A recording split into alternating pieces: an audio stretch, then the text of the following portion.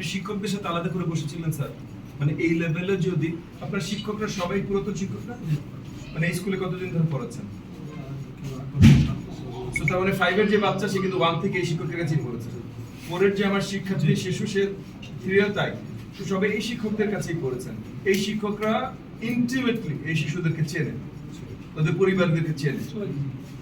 তারপরে এই অবস্থা কি হতে স্যার? তাছাড়া স্যার বিষয়ভিত্তিক ট্রেনিং তারা পেয়েছে, খালি বিটিবিটি আছে বিষয়ভিত্তিক বাংলা প্রতিটা স্কুল থেকে 2 জন টিচার বাংলা ট্রেনিং পেয়েছে, এরকম গণিতে ট্রেনিং পেয়েছে।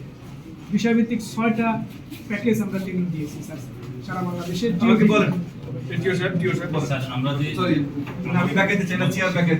আচ্ছা হ্যাঁ লোক আছে স্যার, আমরা নিজেরা ভিজিট করি, যেরকম তাদেরকে নিয়ে বসি স্যার, কথা বলি, ইয়ে করি স্যার। শুধু না সাব ক্লাসটারে আমরা নিজেরা ক্লাস দেখাই, এভাবে ক্লাস করবেন স্যার। এরপরে স্যার যতটুকু তাদের সহযোগিতার দরকার সর্বোচ্চটুকু তাদেরকে সহযোগিতা দিচ্ছি স্যার। এখন স্যার তারা পড়ালেখার মানটা খারাপ হওয়ার পর আমরা তাদের হাতে জবাবদিহিতাও দিচ্ছি স্যার। প্রতি মাসে স্যার এই রিপোর্টটা নিয়ে 2-1 কথা বলি স্যার। হয়তো এখন করণীয় তো স্যার একটাই স্যার, আমাদের এখানে মূল সমস্যাটা স্যার এখানে একটু সমস্যা আছে আমাদের স্যার, যে আজকে যদিও স্যার আপনি এখানে 10 জনকে উপস্থিত দেখছেন স্যার, ধন্যবাদ জনকে দেখছেন। 7 জনের মধ্যে 2 জন তার নিচের ক্লাসের অঙ্ক পেরেছে, বাকি 5 জন তার নিচের ক্লাসের অঙ্ক পারে নাই। এইটার একটা এক্সপ্লেনেশন দেন ভাই। স্যার নিচের থেকে যখন উঠে আসে আমরা তো স্যার এগুলো যে স্বীকার করতেছি স্যার, এখানে তো আমরা পড়াই না ওইভাবে স্যার, নিচের থেকে পড়াই নিয়ে আসে তো এখানে তো সমাধান। আচ্ছা আমরা প্রথম থেকে আসি, শুনেন ভাই টিও সাহেব ভালো কথাটা শুনুন। হ্যাঁ এখানে এই স্কুলে সকল টিচার ট্রেন টিচার, তাদের এই সার্টিফিকেটগুলো আছে। আচ্ছা আমি আপনার আর এটিওর উপরে খুব বেশি প্রেসার দিচ্ছি না, আপনারা আন্ডার হ্যান্ডেড, এটা আমি মানছি ভাই।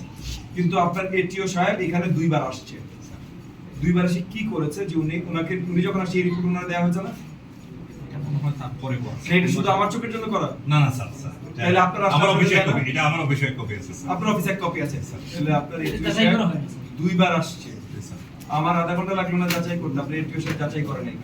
মানে এটা আগে যাচাই করলে আগে আপনারা, এখন তো আপনাদের মেজার নিতেই হবে, বাট এই মেজার তার আগে নেওয়া যায়। যে টিচাররা যদি মনোযোগ দিয়ে না পড়ায়, আমার এই টিচারের দরকার নাই তো ভাই। আমি লক্ষ লক্ষ কোটি কোটি টাকা খরচ করছি, সরকারি টাকা, আমার ট্যাক্স পেয়ারের টাকা, স্কুল বানাচ্ছি। এমপি সাহেব নিজে দৌড়াচ্ছেন প্রত্যেকদিন, আমি দেখি তো উনি তো এই হাওড় এলাকায় নৌকা নিয়ে শুধু এই জায়গা থেকে ওই জায়গা দৌড়ায়।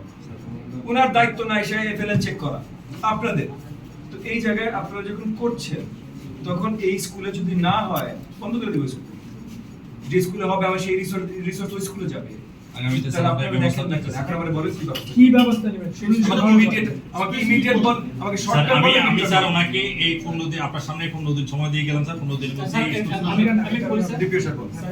এটা একটা ভালো উদ্দেশ্য নিয়ে করা হয়েছিল যে আমরা চাইছিলাম যে সকল স্কুলে এইভাবে আমরা আসল চিত্র বের করে আনলাম, স্টুডেন্টরা কি পারে কি পারে না, এবং সেইভাবে টিচারের ব্যবস্থা নেই।